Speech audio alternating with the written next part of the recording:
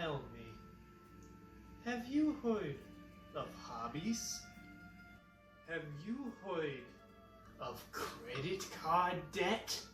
Have you heard of $30,000? Have you heard of bankruptcy? Greetings and good day to you all. I am Leviticus Cornwall, heir to the Cornwall Oil and Trading Company fortune. Today, I will be sharing with you the secrets to how I escaped being vaguely Italian, wearing dark-colored suits, and, worst of all, not wearing a hat. And, perhaps more practicably, how to save money in being obsessed with O-gauge trains. If you're just starting out in O-gauge and you want to amass a fleet of things that look pretty impressive all hauled together, get a couple of these boxcars, a couple of these coal hoppers, a good collection maybe of these ore cars if that's your thing, because they look really nice snaking around tight curves. And these flat cars, all from Menards, the home improvement store. You can order them online if you don't have a place nearby that carries them, but these flat cars come in packs of 2, as do these ore cars. And they are all great, reliable, fun cars, because if you pull these covers off, you can actually put things in these ore cars, and likewise, you can tie down loads to these flat cars with ordinary rubber bands. The rest of all of this is Lionel stuff, which you also have a good chance of finding cheap at train shows or in lots of several cars all together online. But this is not a how-to video. This is a flex. Look at all of this. I've pulled all of this out from under my layout in the boxes it was stored in, and done a recent count after some purchases I've made, such as this beautiful automatic milk car, and also this merchandise car that works very similarly.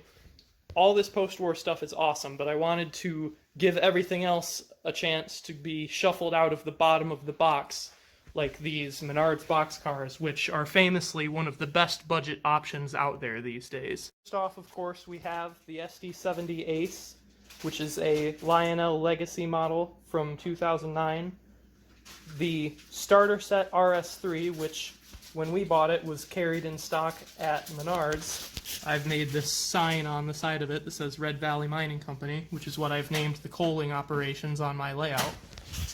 We have my dad's original Southern Streak from 1983, which is a DC-powered Scout. It's a 240, and it has the mechanical sound of steam in the tender. A 080 switcher from 2010, also a Lionel. The Lion Chief 242, which has been in a lot of sets lately, especially the cheaper ones, but it is a beautiful engine. This one, the sounds are not working, but the tender, where the sounds are kept, is lettered for the Chicago Northwestern. Beautiful model. The Pennsylvania Flyer, which was my first, and is a great 442 Atlantic, similarly economical to any of Menard's equipment. The post-war Scout, this particular one is a 238 with a plastic body, and I have behind it a black mechanical sound of steam tender from the early 80s, just like this one, because the tender that it came with, which is behind the 2037, is actually much too heavy for it to haul along with the train. The 2037, of course, reliable workhorse, very steady on the rails, no matter how much they twist or how many switches you've got over it, just because of how hefty it is, and the magnetraction sure helps.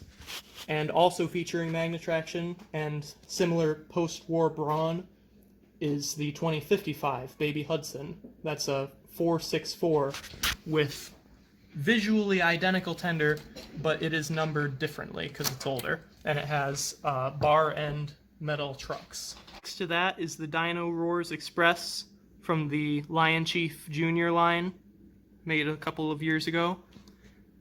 The Connecticut Trolley, another MPC-era starter engine, which gave its tender to that Scout. The Emerald Night Train, a Lego train that I just couldn't leave out of this video, even though it technically doesn't belong, but it is beautiful. And behind that are a set of 3 passenger cars that came in their own set, including a station platform.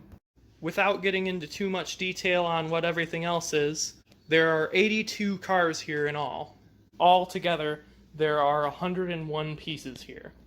So, you might be thinking, what does a guy do with 101 pieces of basically starter set equipment, save for a very nice diesel and 4 scale size cars to go with it? Well, let me show you.